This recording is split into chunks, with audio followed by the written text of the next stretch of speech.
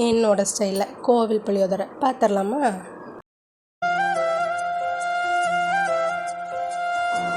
புளியை கொஞ்சம் ஊற போட்டுக்கோங்க, சொல்ல மறந்துட்டேன்.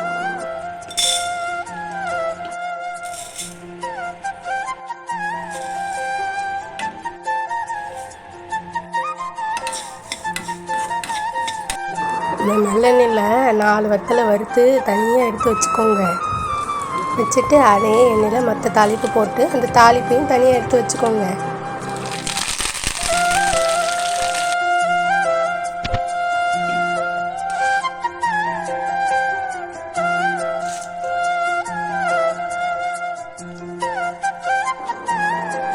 லேசாக உப்பு மஞ்சத்தூளும் போட்டுக்கோங்க.